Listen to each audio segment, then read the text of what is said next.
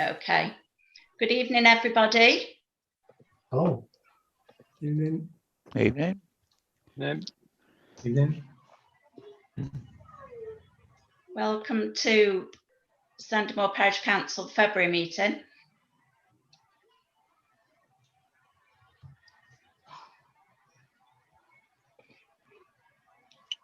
Got me twice. Once it's streaming, you can shut your web browser down, Bernie. Yeah.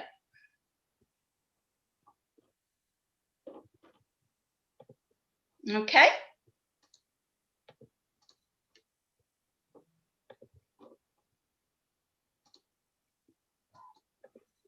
So good evening, everybody. Are you there, We've lost Simon? Simon. Yes. Oh, sorry. Do you want me to okay. take over? Sorry. I was in a world of my own.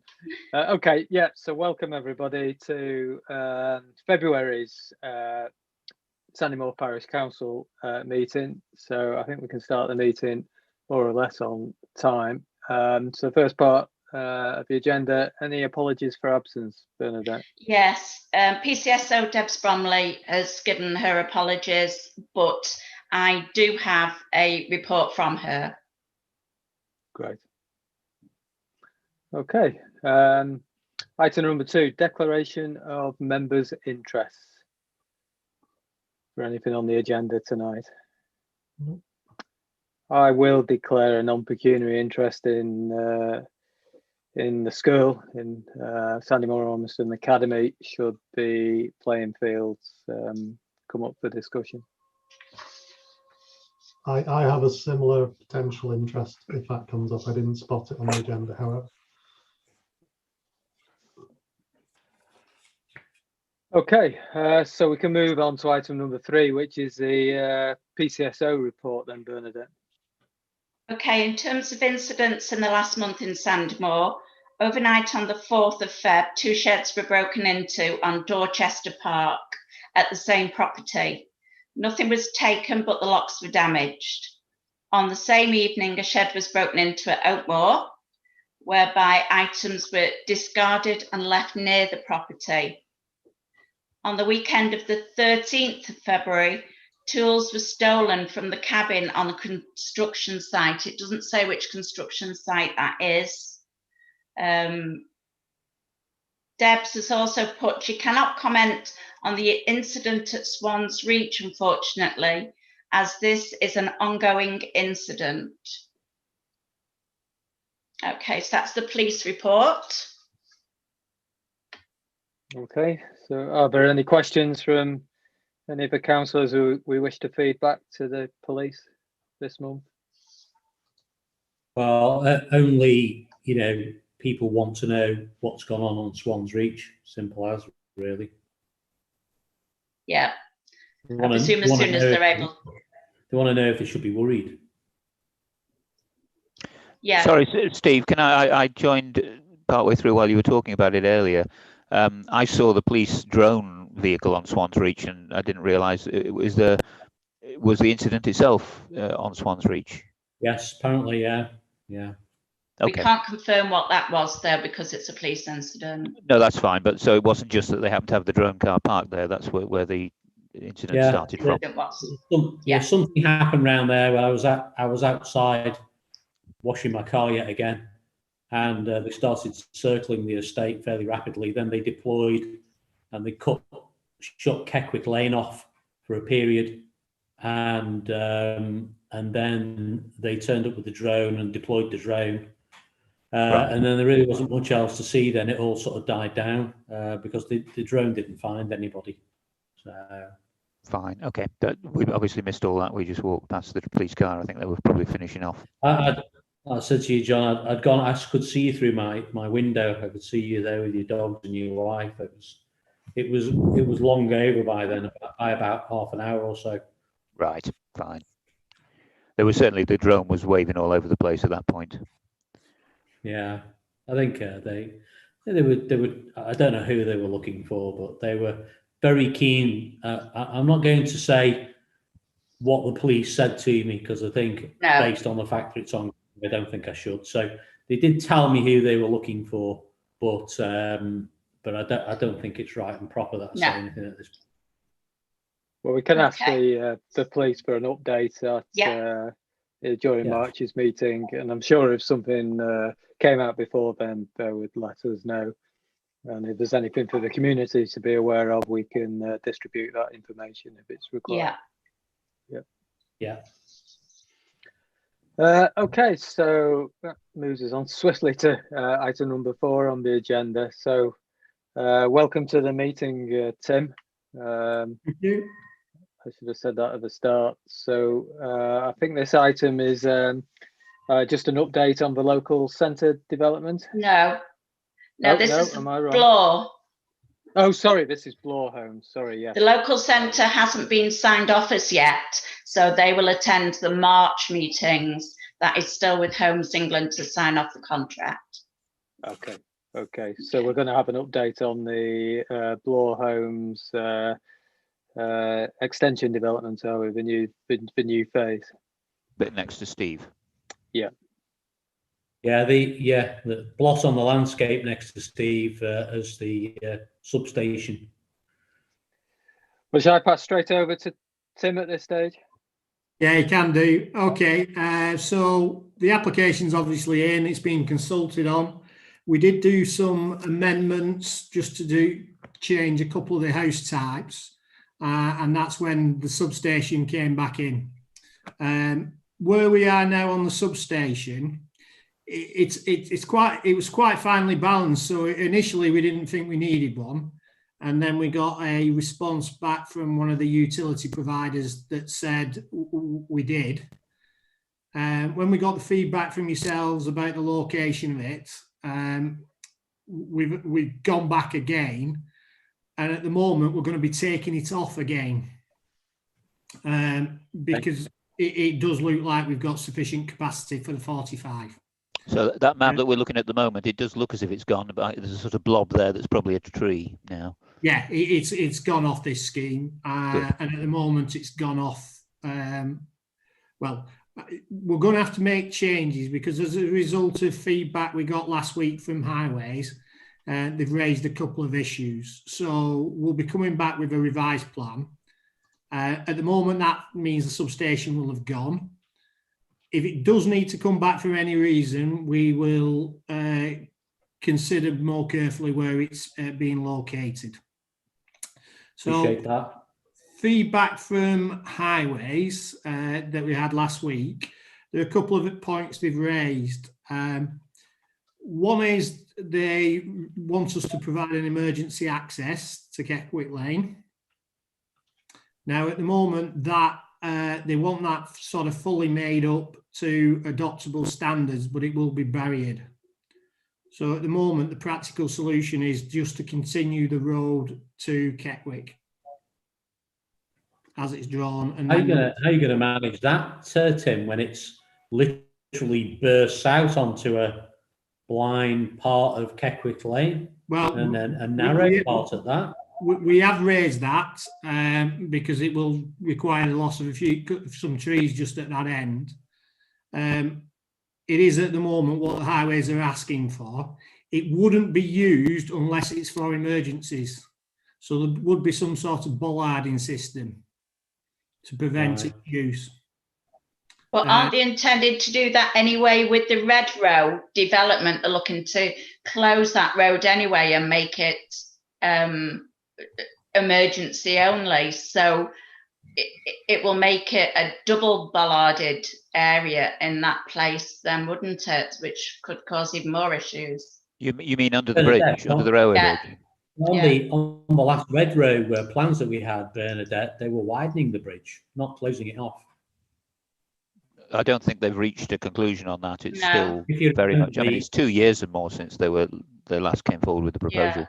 I thought they were widening the one on Delph, the bridge on Drelf. Yeah, that's the one I thought. The Keckwick one remained shut to all but emergencies. We had a long discussion around this, didn't we? Because I think Adam made the point that in his experience, they start at the top end of the development. By the time they get to the bottom, it gets a bit forgotten that they were proposing to widen the bridge at Keckwick Lane. How they were going to do that on the I've not seen that one Stephen. If I did, I would object very strongly, because if they open that up when they put all the houses in around Delph Lane, then that Keckwick will become a real rat run. I would all have a look at it then, how usual. I'll go back and look again, but all the proposals I've seen either had it closed or rising bollards for buses only, that sort of level of thing. Yeah. So I think what we're saying, Tim, is that Keckwick Lane is not an ideal situation to have as an emergency route anyway, whether it's closed or open. Very dangerous. I think you've got a big problem there, Tim. I'm between the rock and the hard place then, because highways are asking me to provide one. Yeah. Now, as part of the original scheme, when we did one of the non-material amendments to the south, we actually opened up and created a loop there, but they're still raising issues with this would take it up to close to 90 served off. So if you take from the point where we put in the loop, there would be still 90 properties without some sort of emergency access. But that does include all the houses on the other side of the POS strip, as it were, straight through the middle of the site. So there's a lot of space, but that's what he's raised with us. Yeah, that's what he's asking for. So when you say emergency use, what emergencies are you envisaging there? Well, it's normal, and it's quite common on estates, etc., that you'll create some sort of emergency access just in case the road's closed, so that the fire can turn up, ambulances can still get in. There's different sorts of bollard systems. Some you can just reverse, they can just reverse into and smash it, or they have a smash, what do you call it? A master key, as it were, for any locking system. Right. Okay. So it would be the sort of one that, bollard, you would actually never expect it to be used, in very rare circumstances. Yeah. If there was a fire on one of those houses and there was also something blocking the road further down. Yes.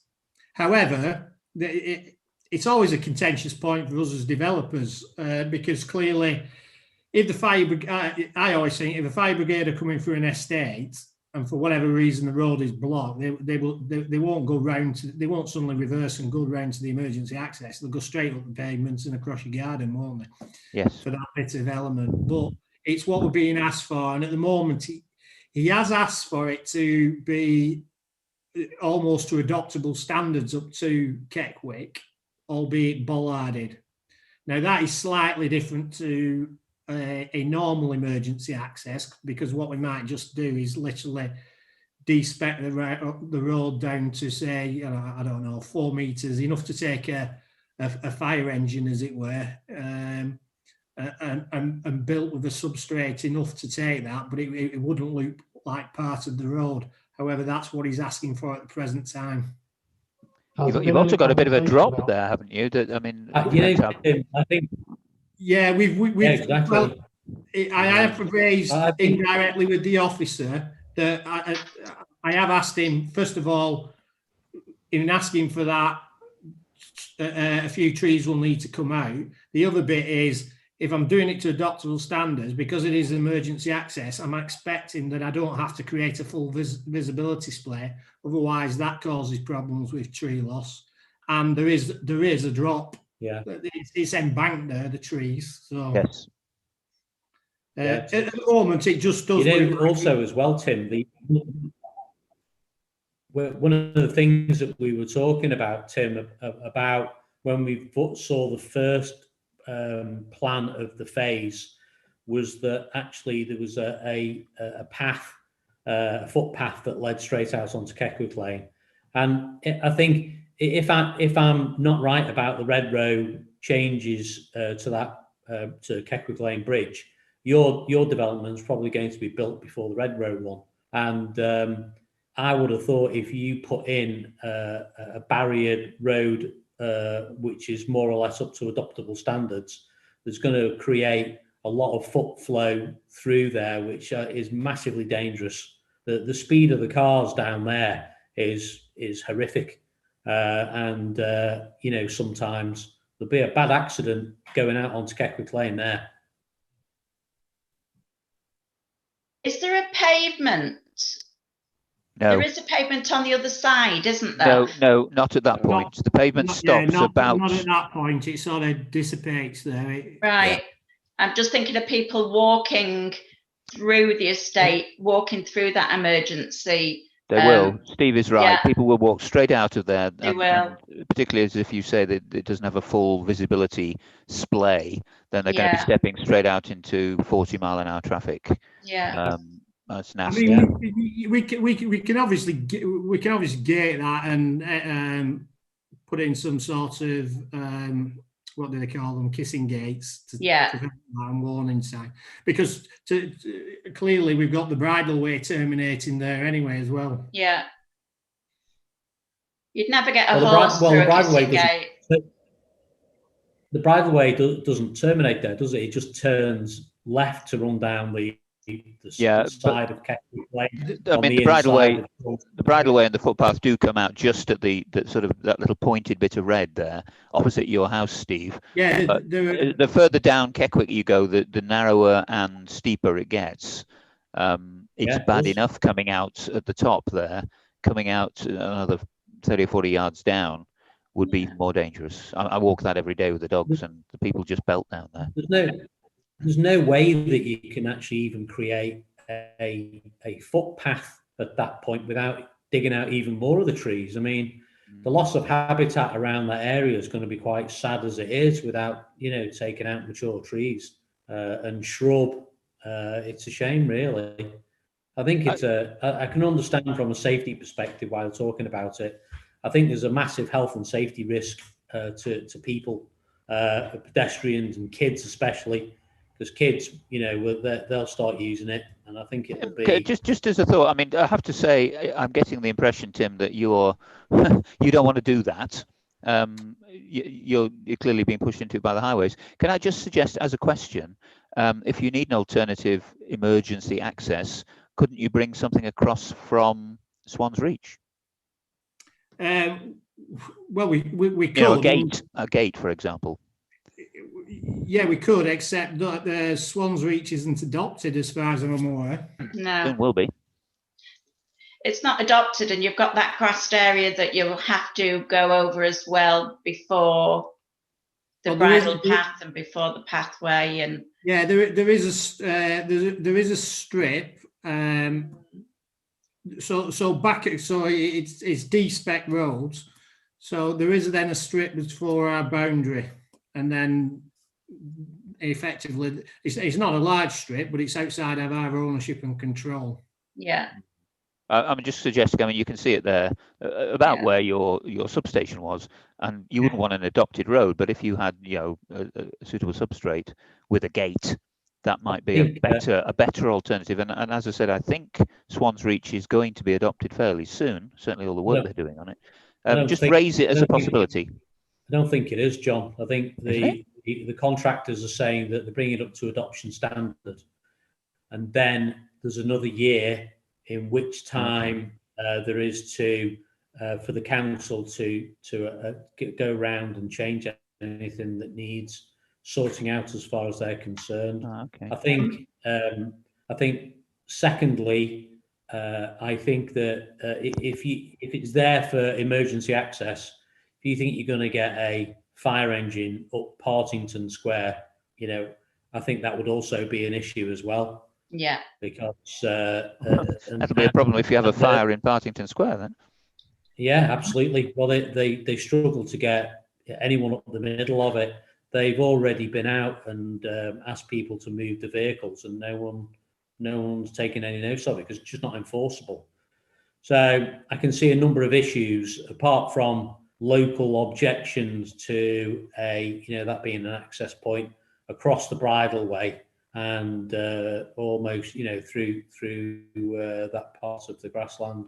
I think you're a long Adam, way do you have your hand, Adam? Yeah, I just wanted to ask, I suppose, has there been any sort of suggestion? I'm really confused why they suddenly want you to bring it up to adoptable standards if that's not normal procedure, and that makes me really suspicious about, are they thinking about opening that up once the Red Row then goes on? Has that been a suggestion in any way, Tim? No, the only suggestion is that if there's ever any blockage or anything elsewhere, that this could be used temporarily for to route traffic through. If I could say, I mean, I don't speak for the council, but I would object strongly to that, and I think that makes me even more suspicious of this. It's something we said right at the start when we saw this, that we didn't want traffic coming out onto Keckwick Lane at that point. And I suspect, Tim, what you just said is right. If there was going to be roadworks further down on that single spine road, they'd say, oh, let's just take the bollards down and people can go out onto Keckwick. It would be an easy option then, which I think would be a bad idea. What we can do is, as a result of this, we can go back to him and I'll say to him, we'll say to Highways, well, feedback from the parishes, they don't want it fully specced up.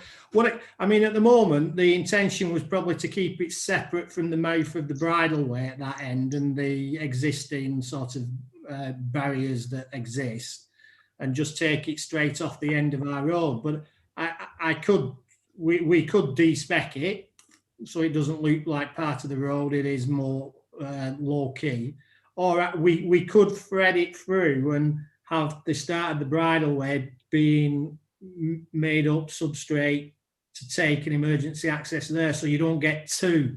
I don't know if that's a preference for you. I think coming out altogether at Keckwick would be something that as a council we would probably want to comment on. We've just been joined by John Bradshaw. John, can you hear us? Yeah, can you hear me?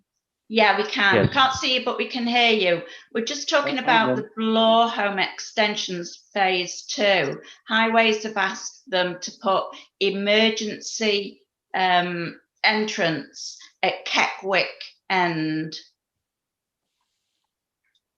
which we've all said would be an accident waiting to happen if people were using it as walking.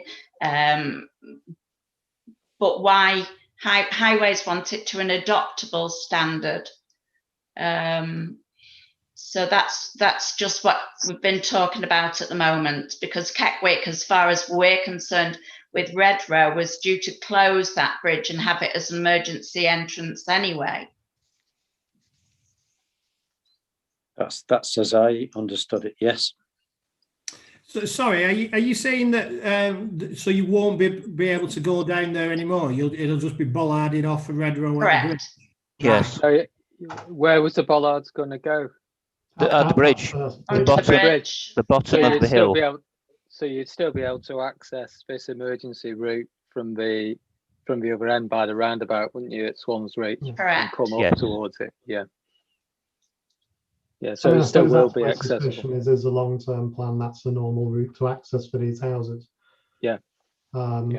Which goes against all the traffic management studies that have been done so far on it. The emergency point, I get. I can quite see that as long as it's managed properly. So, you know, if there were roadworks and it needs to be done for a couple of days, you shut Keckwick further up. That would be the very easy solution to avoid such accidents. But we do need to watch for pedestrians, because that would be dangerous. Yeah, I mean, Tim, as I say, I get the impression that you don't particularly want to do this. This is something that's been forced on you, and all I would say is, from the council's point of view, we would support that. And certainly, if you can avoid, you were just talking when John arrived about maybe diverting it using some sort of substrate down to the bridle path entrance for purely emergency use, and that would certainly address the issue of pedestrians using that as a cut through, and also the possibility of them sneakily starting to bring it in as an access route, which I think would be very bad. Okay, well, I think what I'll do then is we'll come up with a couple of different solutions. One exactly as we're being asked to by Highways, and then we will table something else as well, and take it forward with them. It shouldn't really be you as a developer to come and talk to the parish council about it either. If Highways have requested something, I would have expected them to have engaged with us. Right. Yeah, could we ask them, Bernadette, you know, for comment on that? Yeah. And if they're confused what we're talking about, we can provide them with the link to YouTube, because they can see all of the remnants of this discussion, can't we? Yeah. There you go. Slot. I mean, Tim, maybe related to that subject, if we're concerned about the speed of vehicles down Ketwick Lane at the moment and into Sandymore, you know, should we be asking for some sort of speed control measures down there? You know, like bumps in the road. It is possible that we can create some sort of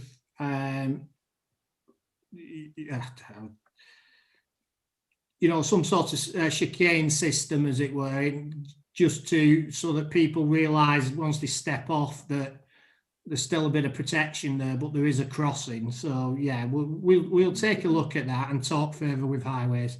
As I said, we've only just received the comments, so we're currently going through them and seeking to look at what we can do. Just some of the other main bits from the comments that could potentially affect the layout and then coming back again with a revision is they've asked us to widen the bridleway. It's actually as we're looking at the plan, it's the east side of the existing landscape pond, but it's the south side of that pond. So we're looking to widen that a little bit more. And then the other main issue that they had from highways, as you come in and the bend, you bend right and then left again, he's not happy with the circumference of that bend. So we're going to take a look at that as well. So it may require that first parcel at the southern end near the attenuation ponds just to be replanned and look at numbers again. It's one of those, it's geometry of road, but equally this, as we see this is a quiet cul-de-sac, so you don't want people speeding around the bend. So, but it's a typical adoption issue from highways that we deal with everywhere. Engineers tend to have a specification and they like to stick to it. And the other bit of that is he's asked us to put in footpath on both sides of that road up to the end of that first parcel, as it were. Mm-hmm. So we're looking at that as well. Tim, just coming back to the substation, if you do have to put it in, are you able to disguise it in any way? Well, it would have been shielded. It does have landscape. It would have had landscaping around it. But yeah, we always put landscaping around, and they tend to be. We tend to use the green fencing around them, and then put planting around them. Okay, thank you. It's a little bit of an anomaly because again, there is a cable in Swan's Reach, and we could just connect in and come straight across, but we've not got the rights at present. So again, we think we're okay. Again, from the feedback we've had subsequently from one of the utility providers, we should be all right. It's just right on the cusp, as it were. Thanks. Okay, turn the light off now. And those are the main points at the moment. Just to make you aware, there will be some general maintenance and cutting of the hedges going on, and in a couple of spots there'll be some netting going on just to prevent nesting birds coming in, but it's only a couple of the middle sections, as it were. We're not touching the western boundary, the southwest boundary, where there's a substantial bit yet. And we're not touching the bits in the actual sort of bridleway corridor. It's sort of west to east across a couple of places. It's the bits that are identified to come out, as it were. Tim, what's your thinking in terms of timings for this? Well, we were hoping actually to get onto it quite quickly, but what's happened now is I think Bill have moved the soil mounds that is on the existing site in order that they continue the build route there, just because of the delays in this. The other slight tweak as well that will take place, it's not substantial, but if you're paying close attention to the property names, because it's coming back now, at the end of last year, we had an internal review, we always have them, of properties.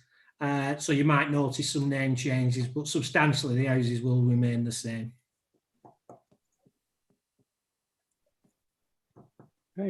So no idea of timings? Well, I think because of this replan, because of the road and the bridleway corridor and the emergency access, it's just going to be a couple of weeks before we go back. The officer, Rob Cooper, I think it is, will then have to reconsult, quite rightly, with neighbours. So at the moment, if you just bear with me a second.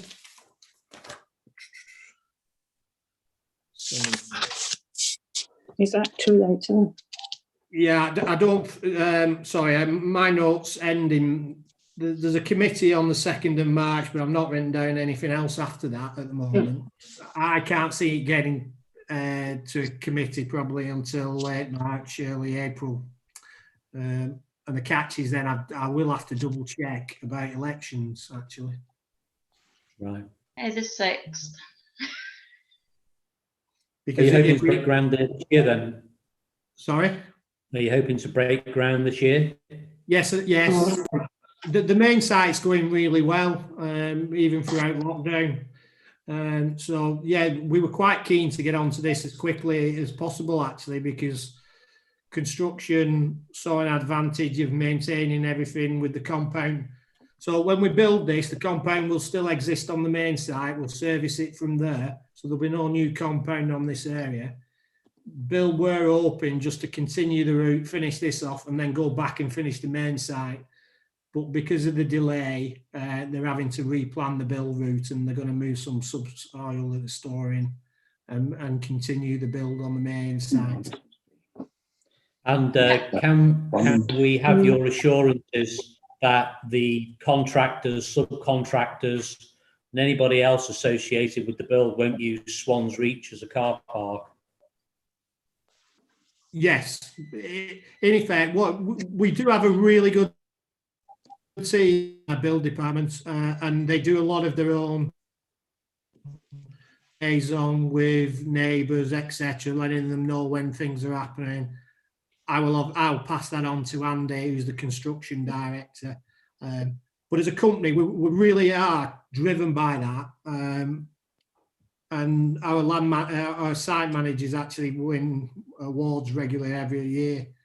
And we've just today had results back on last year's NHBC, and the Northwest region's at 99% satisfaction, which is pretty incredible. And that's partly driven by how good our site teams are. So yeah, they'll continue to have dialogue with you. You can continue to have it through me, and I'll pass it on.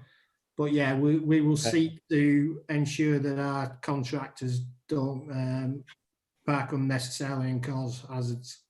It's why we set up the compounds, and there should be sufficient car parking.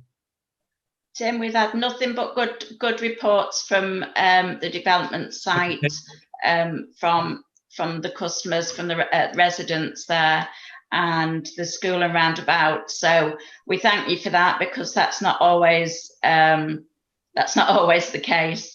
But we've not received any issues whatsoever on phase 1. So thank you for that. Can I just ask that when the time schedule has been rejigged, you send us a copy of that so we can have some sight of that? Yeah, once I'll let you have the layout once it's been redone. Yeah, lovely. In fact, I think the layout I'm showing you, it's not actually been submitted because we amended it and then received the highways comments. So otherwise, this was where it was going. Because we are talking to you about the public open space and the maintenance for that. So hopefully we can join this phase into phase 1 and put them all together for you. Yeah. Actually, there's just one other thing to do with the bridleway that the highways officer raised, and I'm not quite clear yet because I've not had a response from him. I've asked the planning officer, but he's not quite aware. He raises the point about the alignment of the bridleway, and there's a suggestion that I should amend my red edge in order to correct the alignment. The only possible thing I can think he's talking about is, and it's just off the drawing at the moment, but where we join the existing site, there is a little bit of a dog leg there. And I'm wondering if he's sort of saying it should come straight up and as straight as possible. Now, as far as I'm aware, that would then come across your land. Yeah. I think we raised that comment on the very, very early drawing that we had sight of, Tim, because it didn't quite join up with our existing bridleways, and we suggested it should do. So whether that's a legacy from that comment or not. Right. Well, it joins the one on our plans, but there is a little bit of a dog leg. You fixed it. So we when we saw the second plan through, it had all been fixed. So it was a very, very early days comment, if that's what it's pertaining to. Well, I mean, the issue is, I sort of knock it back to yourselves that actually, if you want it straighter, it can be straighter. But at the moment, the plan is that this is just grassed anyway. So at that corner, it's effectively, I think, going to become a, you know, people will cut the corner a little bit.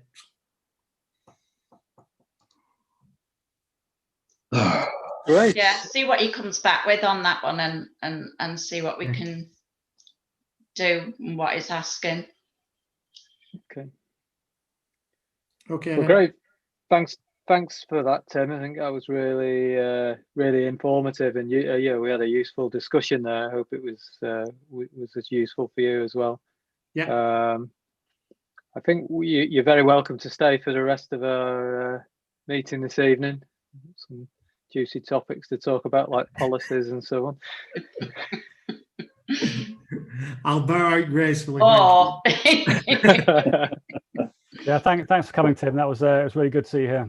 Could I just tell you the date of your next one, so I could perhaps come back with the next iteration? 18th of March. 18th of March. Okay, then. Good night, then. Thanks, Good Tim. night. Thanks very much, Tim. Thanks, Tim. Okay, so we move on to our next agenda item, which is correspondence received by the clerk. I've had land issues on who owns what, so that's still outstanding with Homes England, and I'm still waiting for a report back with regards to that. Who owns what in Sandymore is always a ongoing situation. I've had a couple of complaints about Vistry traffic going up Walsingham over the last couple of weeks. So whether they've got a new contractor in, I'm not sure, but I've raised that with Vistry and asked them just to make sure that they know the route into the site, which is at the moment at Acton's Wood Lane. That will change when they start working on the top of Walsingham, but at the moment they haven't got a date for that. Swans Reach work is continuing, and that was the update from Halton Council, just that the work to bring up to standard is continuing. We had a walk around there, and yes, the block paving was up, so that continues. I think there's no doubt that the work that was done on the first walkthrough with Halton Borough Council and David Wilson Homes is not totally what's transpired as the work that's taking place. There's just no doubt about it.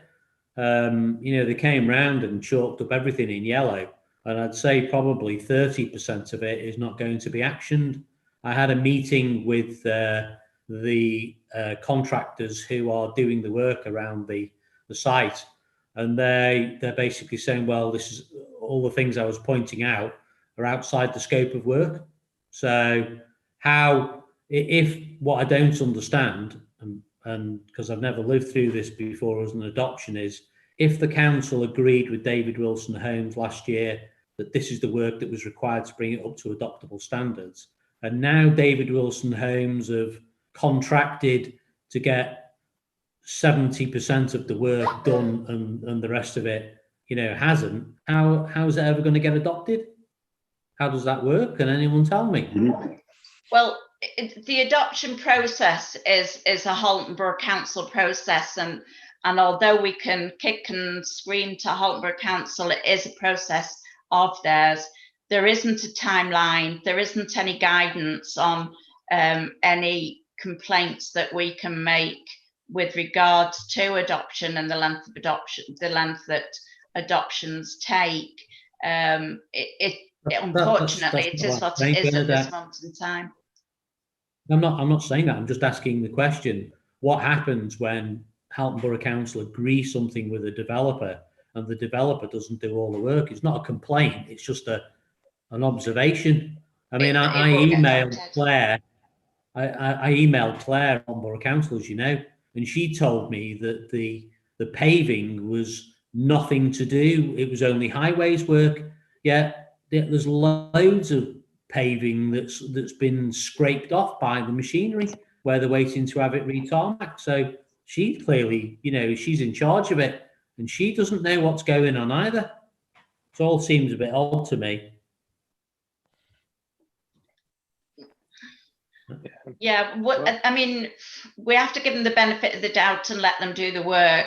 But then obviously if it isn't up to the standard, then it's up to Claire to bring that up with them before they adopt it. But I'll make sure that we keep in touch with Claire and see where we're up to each step of the way. Okay. I've had notice that PC elections are being planned for the 6th of May. So the papers will go out in March 15th, I think it is, and they can start going back in on the 16th of March, but that's going to have to be arranged with Halton Borough Council because of the COVID, and we don't know what the lockdown situation is going to be like in March. And so it needs to be safe for those papers to go into the Democratic office or whatever they're called these days. So that they are planning on that happening. That'll be quite interesting to see just quite what the process will be, because as far as I remember, if you wish to stand as a parish councillor, you have to be nominated by other members of the community and have them sign a form. Well, at the minute you can't knock at the door. Correct. And I have to go and pick the papers up, which can't happen at the moment, but obviously they're supposed to be sealed for 72 hours before I pick them up, and all sorts of things in the path, but we'll have to wait and see what comes out in March. Yeah, if you keep us up to speed on that, Bernadette, as information comes out. Last month we looked at some of the policies and procedures, and two of which, the grievance and the disciplinary, were brought up that the wording said that there should be a staffing committee for any grievance or disciplinary. I wrote to Jackie and I copied John and John Secker and Tom in on that, and what she said is you should have a staffing committee. It only takes 3 people, and so would 3 of you like to, for the next couple of months, be part of the staffing committee? Not that there is anything at the moment to do with it, but just so we've got a staffing committee. Yeah, I'm happy to do that, Bernadette. Yeah. Who would like to be put forward? Well, I could. I'm not on many at the moment because of relatively new joiner, so I'm quite happy to be part of that. Okay. I'm okay as well. Who was that? Sorry. Simon. Simon. Okay. Right. Yeah. Go on, Tom. You know you want to say yeah. No. I think actually, yeah, I might say yeah, on the assumption that actually we're not going to have to do anything. No, not unless. Well, which I'm sure it's a great attitude to have to it, but Is it not massively overkill to have all of these people on a committee when you're the only employee, Bernadette? That's the procedure. That's what we've been told by Chalk. So I presume it's because if a decision needs to be made, then they need an odd number to vote. I think it may seem, as you rightly say, like a little bit of irrelevance or overkill. But if we get to the point where we need it, then we don't want to then start inventing a committee when there may be agendas and stress, like hand forth, for example. What's the full oversight of the committee? Is it just complaints, or does it have more to do with performance management, or what? No, it's just the grievance and the disciplinary policies that mention the staffing committee, but really it's I think the obvious flaw in that nominating 3 people who said yes is that if they're involved in the grievance or the disciplinary, then they can't be involved in that committee.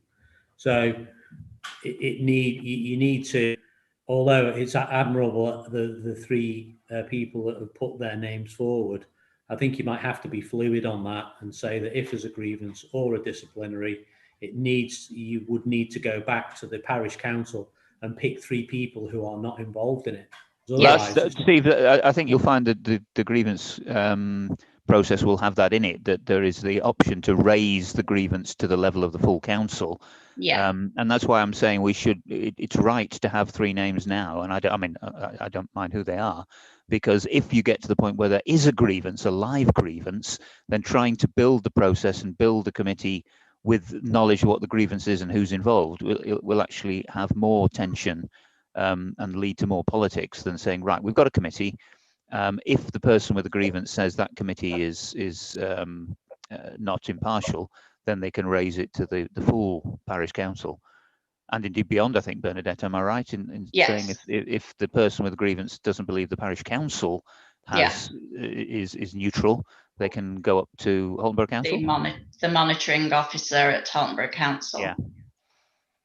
So I think it's simpler just to say, right, we'll have a committee. It may have virtually nothing to do. Hopefully we'll never have anything to do, but it's better to have it there ready than to have to start trying to build it on the fly when we actually have a problem. That's certainly what Chalk said to us in the response, wasn't it? Did Chalk have a standard terms of reference for that committee? That could be quite useful. Kind of linked into the question Adam was asking, I think. Yeah, that's basically what I was asking. And I suppose thinking about that, there's probably policies that those committees have to follow beyond the terms of reference as well. I would imagine not a lot of those will be standardised. Okay. Could you approach Chalk about that? There's going to be some trees taken down on the Sunflower Walk, and it's going to be 5 trees. And those 5 trees are by the wall that is also going to be taken down. This is due to the development by Galliford Try, Vistry, whatever you want to call them.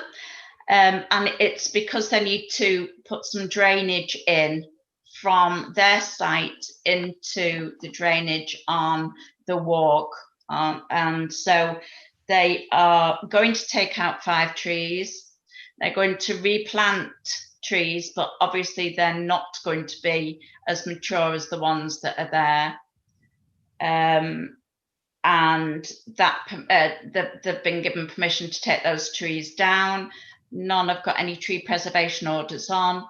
There's also another tree that is diseased further up along the Sunflower Walk, which Holton Council will be taking out and replacing.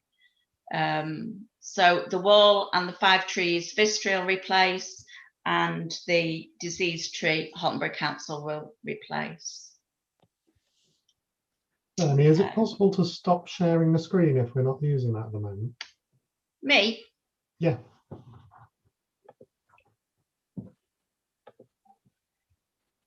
That?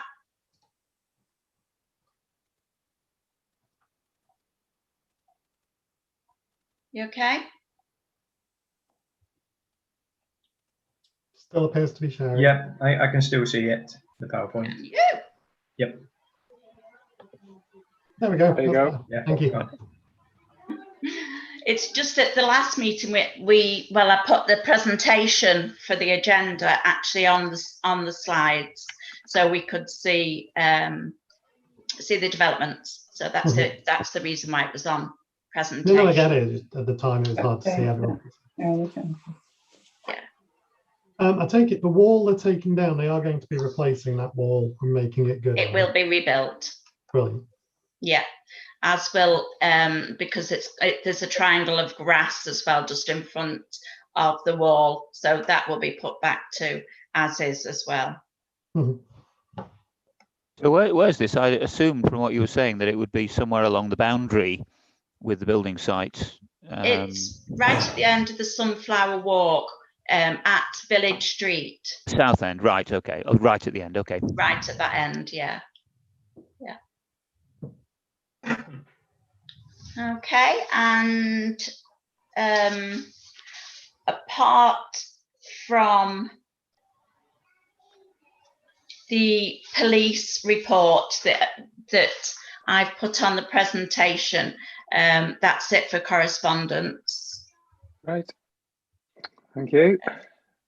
So any questions from the public? Did we have Simon on the call, did you say, at one point? We did at one point.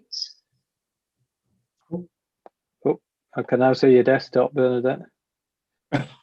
Sorry. Okay. Okay. We did at one point, but this is not there anymore. Okay, so we have no public participation as item 6, so we can go on to item 7, which is planning applications. So there was one for us to look at, which was there's 2 now. There's 2. Okay, so the one I've got is the new build workshop along Tudor Road. So that's on the other side of the expressway. It is. Just let me get the plans up for you.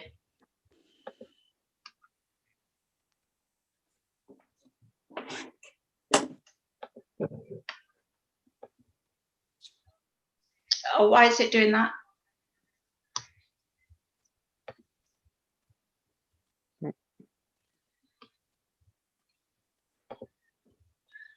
Oh, I do apologise. I don't know what's going on. Is this the icon house ones? Yeah, that's the one. Yeah. I mean, has anyone looked at it, and does anyone have any comments, I guess?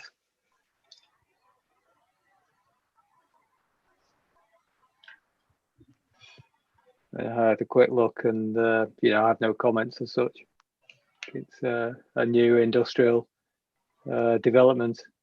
Doesn't really seem to affect us, though, does it much really? No. They've amended the one down by Manchester Ship Canal just slightly, and then Tudor Road.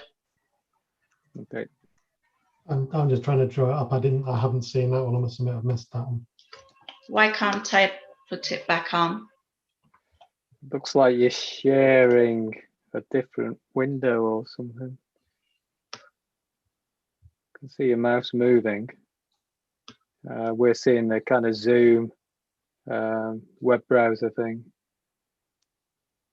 I'm looking at the agenda. Can you not see that agenda?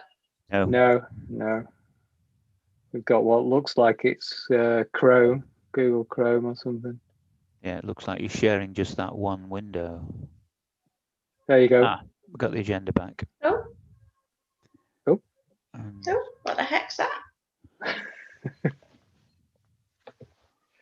Yeah, not sure what that is.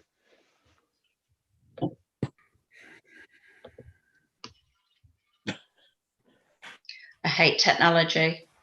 Do apologise. But in summary, the two helpful so we could see each other. I feel guilty. Yeah. The two plans we're talking about. Did you say there was a minor amendment to the one down by the Ship Canal? Yes. And a new workshop on Tudor Road, which is part of the industrial estate. That's correct. Yeah. I can't imagine there's going to be any big issues for us on those.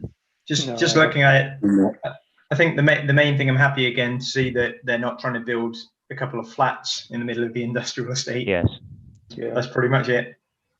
What's happened with that? Has that gone workshop. away, that application, or was that? Sorry? The conversion of that building on in the industrial estate. What's happened with that? On Tudor Road. It was always, yeah, I don't think anything's happened to it yet, but I've not driven down there for a while, so I don't know if they've started.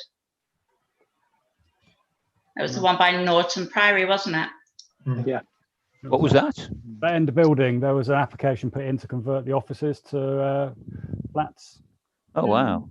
Down the end of Well, Tudor yeah, Road. we walked along there, and they're certainly not doing that at the moment. There is a big building going up there, a big warehouse building, massive thing, That's 10 right. meters high, which is actively being built. But there's nothing that looks like it's going to try and make it into flats. So that seems to have gone quiet.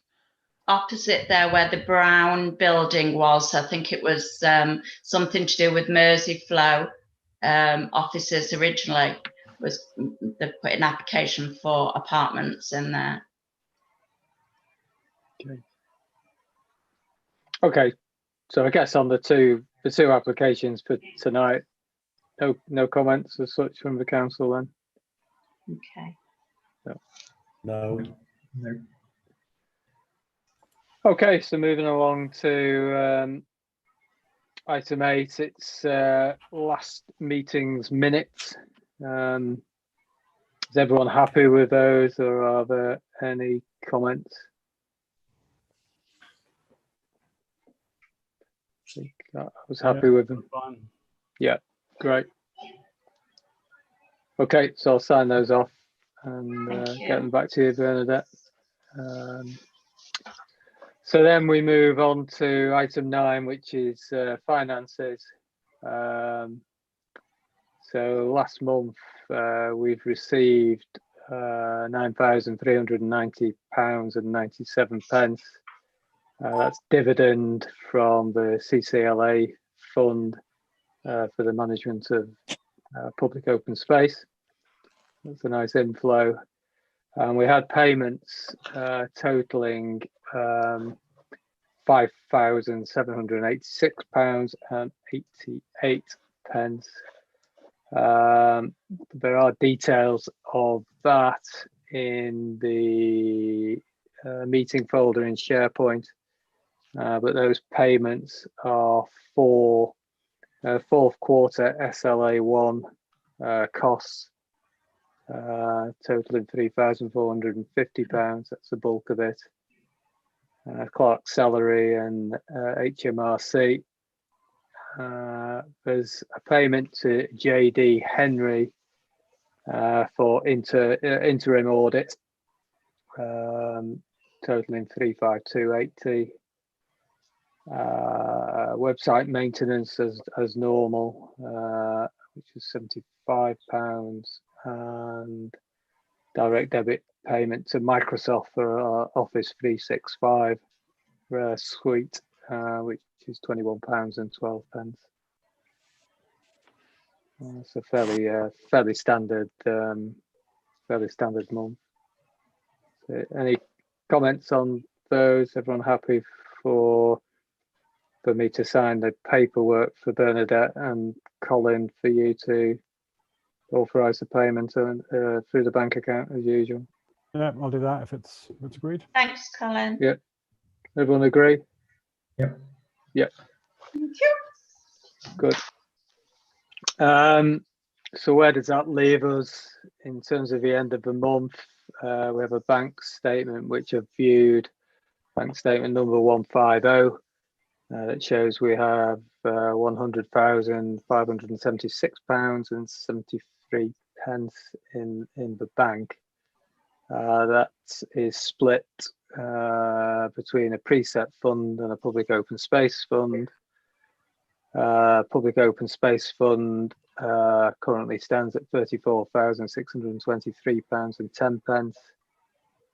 The balance being in the preset fund. I guess the preset fund's fairly chunky at the moment, but we've been kind of restricted on what we could do this year due to the virus situation, I guess. And the we also had my part of the salary and shires and other expenses that we'd split some of my time to POS. So we've transferred the money from that POS side into the precept. So my salary shows and HMRC shows us coming out of the precept. So we've put some money out of the POS into that precept fund. Yeah. Good. Any questions regarding finances from anyone? We have had a couple of finance working group meetings recently, and we're due to have another one shortly, I think, Bernadette. With the money coming in, sorry. I noticed in some of the papers with the finances, there was a share of what looked to be the playing field cost. And yes. Although I declared an interest there, obviously I was involved in setting that up. Is that all looking okay? Because I couldn't quite make what the spreadsheet was showing. Yeah, we're waiting for the final payment for from the school, which is due in March. And then the conversation last month was, are we going to pay the money into the sync fund on a quarterly basis or on an annual basis? Well, obviously this year that will be on an annual basis. But then going forward, what we're going to do is show it on the finance section so we know what money out of the POS is the playing fields. So that we've amended the budget slightly to show the playing field sync fund money. So it was to make a decision tonight on whether you want that in future to be paid in quarterly, so as we get the money in from the school, or whether you want that to go in on an annual basis.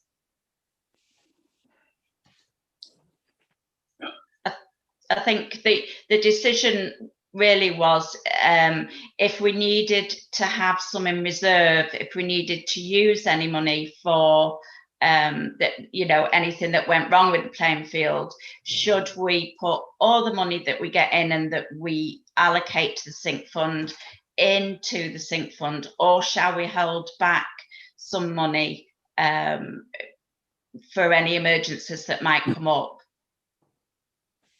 I suppose that's kind of what my question was. Is it looking like it's going to grow at the rate we were expecting it to? Did I get the sums right? Is what I'm asking.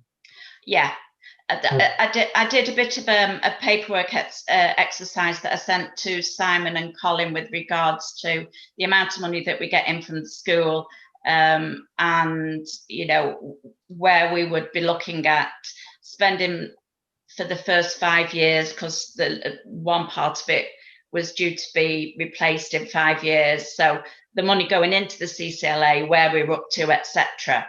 And where that would leave us. And it still leaves us, even if you're only looking at I think I did it at 2% and at 5%, that we would still have more than enough money in it within the perpetuity, as long as the life expectancy of the equipment was as we anticipate it being. Okay, well. So quite healthy all the way through the years, really. So the decision we need to make tonight, I'm correct in saying, is do we invest that fund quarterly or annually? Yeah, I think my preference is for quarterly, for a couple of reasons. Otherwise, we're sitting on the money for a year and it's not potentially doing anything. Also, if you're buying into a fund that has a variable purchase price, which this one does, by buying in more frequently, you're evening out the peaks and the troughs and reducing the risk of you happen to buy on a day when the fund is not advantageous to be purchased. Yeah, and I think that was a conclusion of a working group, wasn't it, when we discussed it and went through various scenarios as well. Yeah, so yeah. Sounds persuasive to me. I've got no pushback on that. As soon as the money comes in, transfer it is my view, which I think I agree with that. Simon, I've So- given you the CCLA form to open the sync fund. So if you just fill in your bits, I'll fill in everything else that's needed on there, and then I Okay. can send that off. Because obviously, although it's going to CCLA, it will be under the Plainfield sync fund and not under the main account as dowry. So we can make sure that the dividend can be apportioned. Yeah, I'll do that. I'll get it to you tomorrow evening, Bernadette. No problem. So the decision of the council tonight is to invest quarterly. Is that correct? Yeah. All right. Good.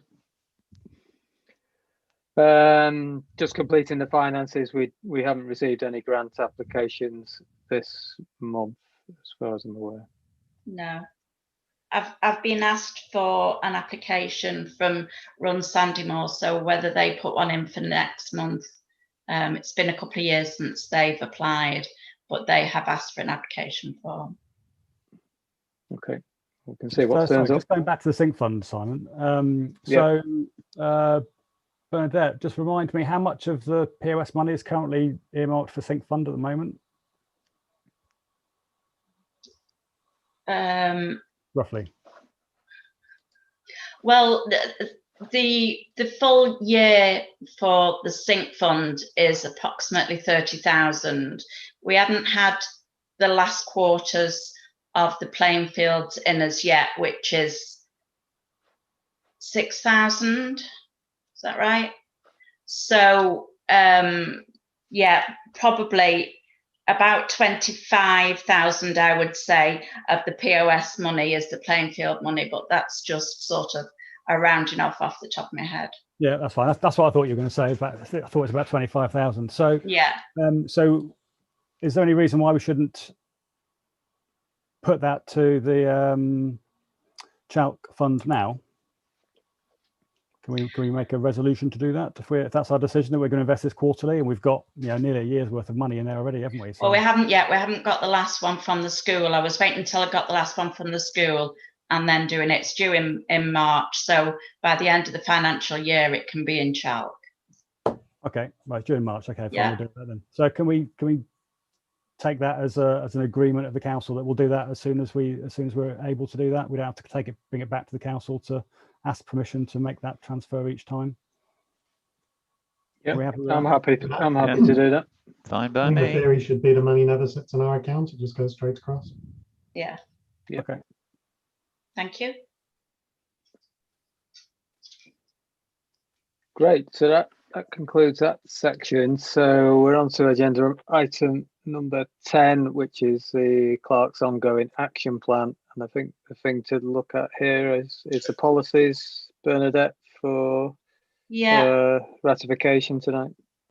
I think that the two that we were holding back on that weren't agreed last month were the discipline and the grievance, and that was because of the not having the staffing committee. So now we've agreed to do that. I think they're fine to go ahead. The only one I would like to discuss in another meeting, the finance meeting, is the financial one.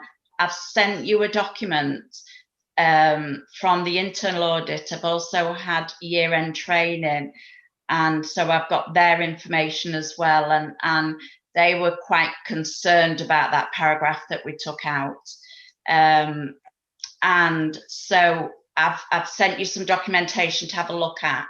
Once you've had a look at it, I mean, it's 60 odd pages, but I can send it to Colin for Colin to have a look at, and Steve. And then if we can have a look at that in the Nets Finance group meeting, because, the internal auditor's telling me that as it is, it won't pass the audit.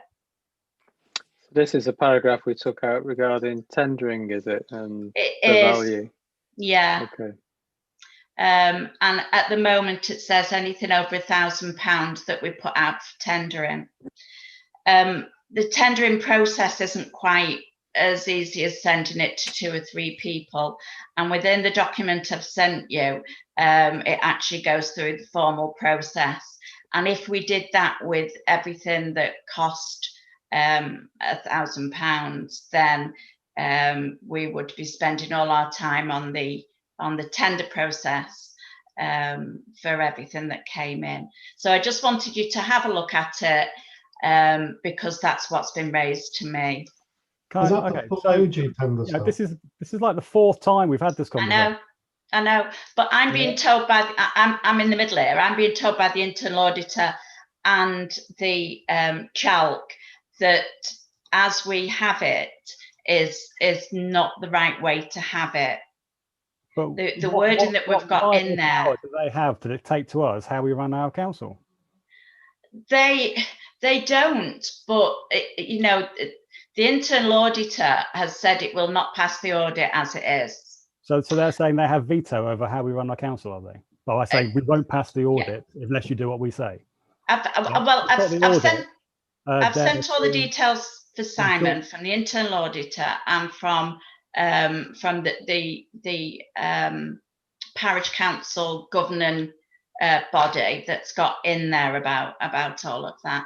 Just, you know, this is what I'm being asked to do by CHALC and by you know, the internal auditor. So I'm just following what they've asked me to do. Do you have an electronic copy of that document? I do. Bernadette? Yeah. Could you send it to send it to the whole council? Okay. And let's have a look at it. And the finance working group will have a look at it as well, and try and come to some final conclusion. Yeah. I mean, just on that comment, Colin, I think the answer probably is yes. They do have ultimate right of veto, because we, as a council, couldn't just. I mean, if the 6 or 7 of us all suddenly decided to vote to give all the council's money to a company run by me, it has to be somebody who can say no, that's not acceptable. That violates various different principles of governance. So, I think the honest answer to your question probably is yes. There is a higher body which can tell us, no, you're not doing that right. Now, it sounds as though what they're saying may be unreasonably constraining and we can push back on it. But I think the honest truth is that, yeah, we are not a completely sovereign parliament, because we aren't parliament ultimately. Yeah. No, but there is a tendering process. And I think if we had a line in there that said we will be fully compliant with the OG tendering process, then if that satisfies the audit, then that's great, because OG doesn't kick in. Used to be 100,000, but the pound's devalued, so I think we're now about £80,000 or greater that OG kicks in. That would be great, yeah. So there might be a middle ground, which possibly could be the ask to say, actually, would that satisfy it? Yeah. In which case, for us, it's a moot point. We'd never get to that realm, and I'd never want us to get to the realm of OG, because that's horrific. But if that could not get around it, but actually get what we require of the process, as well as satisfy the audit, then that would be in a good place. Yeah. Yeah. Okay, John, on that point, so maybe I'm misunderstanding. So my understanding of an audit is that an external person comes in and checks that you're doing what you said you were going to do and following the rules that you've got. Yep. Whereas you seem to be saying, no, it's someone who is effectively appointed by local government, the community's local government ministry, to ensure that councils are run to their rules. There's both. The internal audit is the first bit of your discussion there. The second bit is the external auditor, who is part that they are elected. They are dictated who that's going to be by the powers that be. So they are the ones that can close us down. They are the ones that can, you know, give us a hard time. The internal audit is the auditor that we've requested to give their professional advice on how it's best to run the parish council, using the NALC and the CHALC and the knowledge they know of parish councils. So if we were to go against them. Sorry, Bernadette, you said they can close us down, so they have the right to remove elected officials, do they?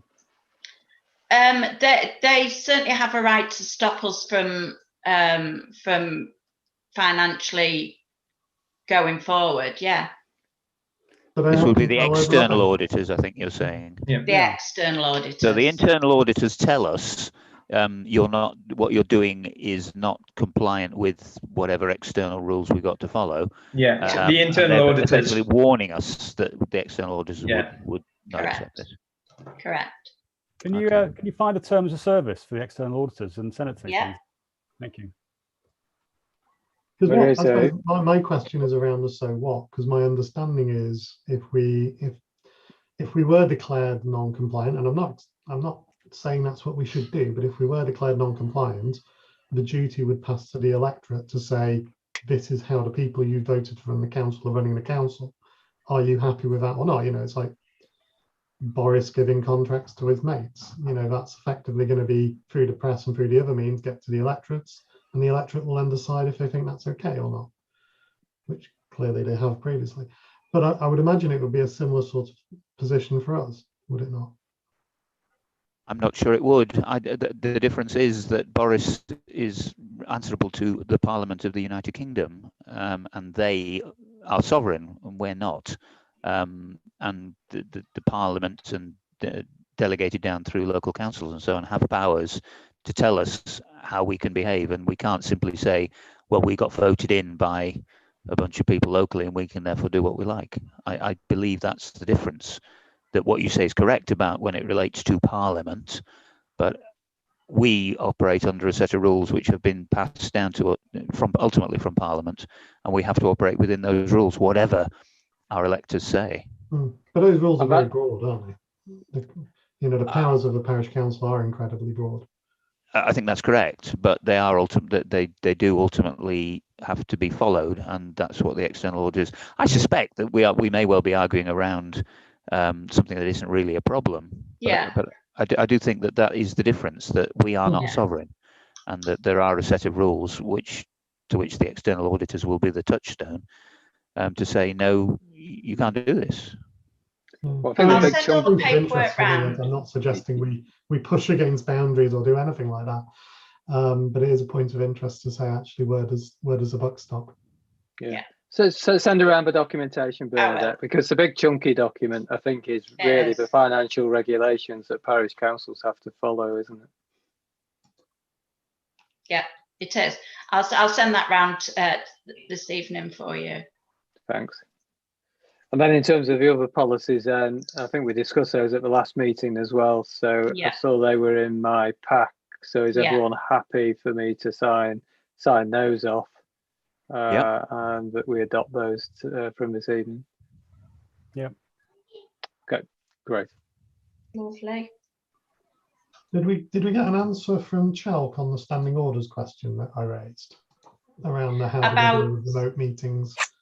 Yeah, because we've got a separate remote policy, then that does not need to be reflected in the standing orders, because we have that as a standalone policy. Perfect. Okay, that's fair enough. I hadn't seen that come back, but I may have missed it. Great. So on to any other business. So there's a standing agenda item, flood defences. Is there anything to report on that, Bernadette, this time? I was concerned about Godstow Pond and the grassed area to the side of Godstow Pond, because there's been standing water around the trees that we planted for Maisie for quite some time, and the pond is considerably full, so I didn't know whether it's a drain pond or whether it's just a self-draining pond into the surrounding areas.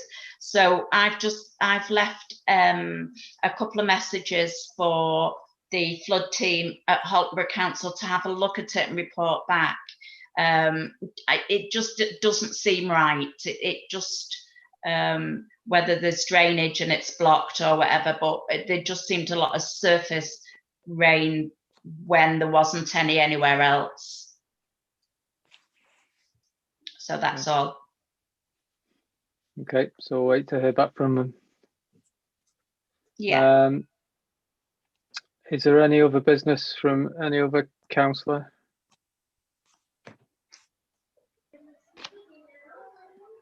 No, No, silence. no. No, I just had to unmute. So I've just a couple of comments. There was in one of the documentations about the meeting with HPC was a comment about the waterways. The last meeting, Bernie asked if you could see if we could get onto the committee. By we, I mean you. Get onto the committee where UU and the EA and HBC, what have you, all meeting. Was that raised at all? Was that? I raised it, but it seems to be one of those meetings that, although they're meant to have on a regular basis, doesn't happen on a regular basis. Right. I have said that I would be interested in being part of that meeting when the next one comes up, and future ones. Was there any minutes? Are the ones we asked for the minutes for? Sorry, there was one I saw Colin ask for, like, can we find out what the minutes of those meetings are? So it probably was. Yeah, it probably was that one, but we've not had any paperwork. But I'll keep on top of that and just chase it. It's good to get those minutes to see if they have happened or if they are dormant, as we suspect, I suppose. Yeah. Because the last minute should have the date of the next meeting on it, shouldn't it? Yeah. And the other thing I just wanted to raise was there was you had a wish list of things, and one of it was painting fences and features.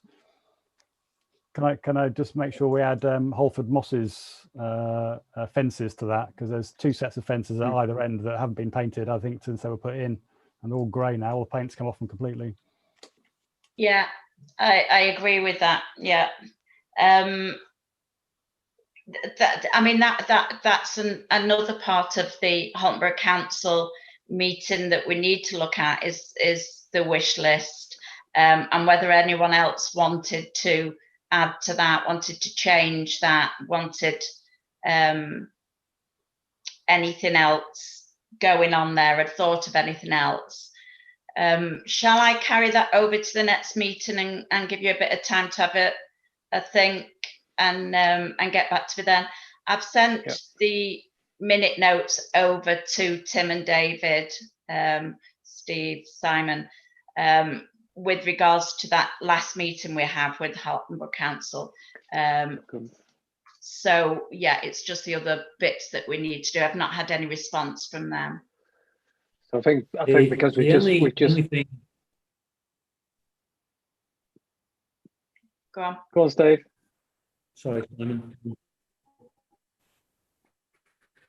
So the only thing I would was two points I'd like to make about the list per se. The first point is that on the note that you sent out, Bernadette, you said that we were asked to do the list. We weren't during that meeting. It was me that suggested that we produce a list because we weren't going to do a neighbourhood plan. Secondly, I think that having seen the list that's come through, I think there's a golden opportunity to kind of ask the public, ask Sandymore what they would like. I don't quite know how we'd do it during the current times, but I think it's a golden opportunity to give a really extended and expansive list. Yeah, I think because we're just having some form of method where public could suggest things and see them added relatively or even just categorized in the list for a discussion at a future meeting could really engage the public. I think that could be interesting. You'll get stupid ones that will just have to say, no, we can't have a statue of Jackie Weaver in the corner, that won't work, or whatever the current trend of the day is. But if we can filter those out and actually make a meaningful list, it'll be really good.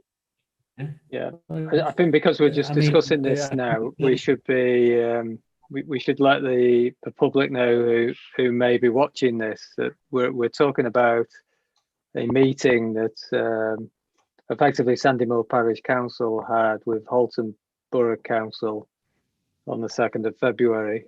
And at that meeting, we discussed a wide range of issues. Councillor Bradshaw also attended the meeting as a borough councillor. We talked about the local centre, and the status of that. We talked about the Vistry development. We talked about the Section 106 monies that are available to the Borough Council to develop Sandymore as a village. We covered the adoption of roads. We spent some time talking about waterways management. We've just discussed a bit of that today, and then we talked about, what the future of Sandymore might look like, whether we should instigate a neighbourhood plan, or whether we do something not quite as grand as that, but actually come up with a list of ideas that, as a community, we would like to see happen in Sandymore to better the place. So that's what Steve has been talking about just now. And to see if there was any funding that we could tap into with regards to those, the wish list, if you like. So I know John Bradshaw was going to look into the INEOS, was it INEOS, the incinerator fund for us, weren't you? Yeah, the fact there is that the Section 106 agreement to let the incinerator be built meant that 60 odd p per tonne, and there's 1 million tonnes being burnt at the moment, go into an environment fund that can be used for environmental purposes. And environmental purposes is a very wide, broad aspect that you could look at for whatever. I can send you a list of all the projects that are on the go at the moment. Yeah, that'd be great. Which I discovered at the last meeting with at the INEOS.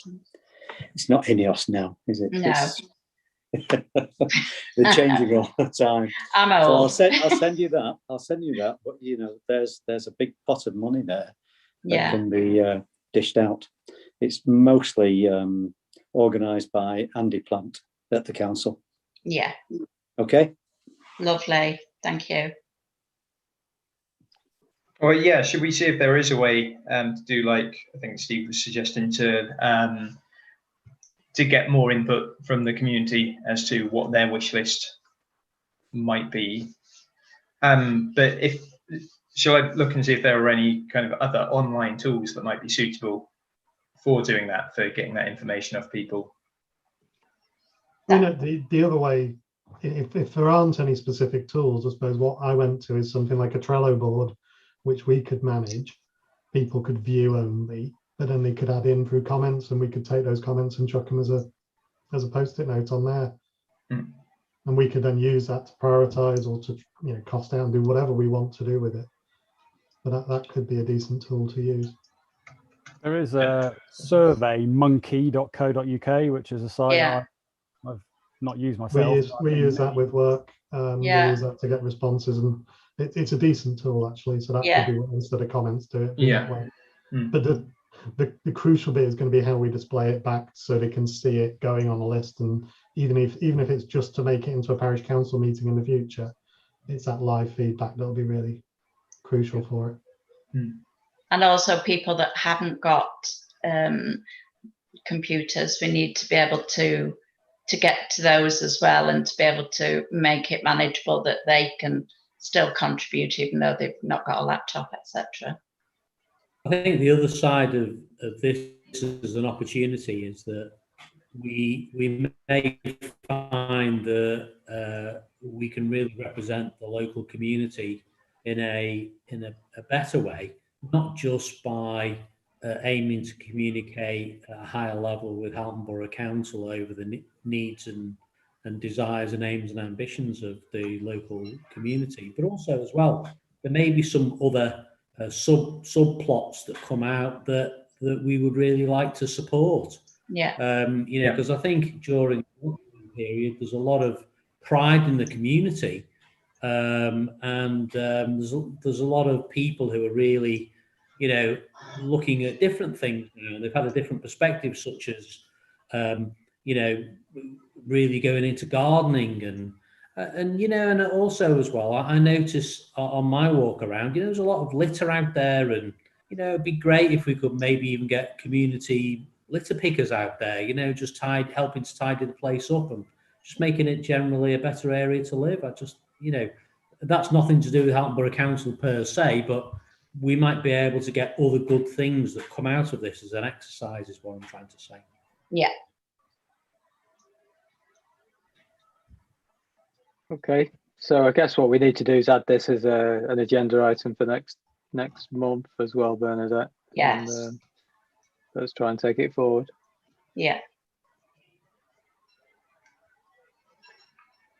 Okay, so moving on. The last point. The date of our next meeting is Thursday, 18th of March, 7 p.m. Again by Zoom. Yeah. I'll get it right next time. Well, can't guarantee that. Now, is there a part B this evening, Bernadette? I just wanted to talk to the team, if I may. Okay. Yeah. I shall leave. Okay.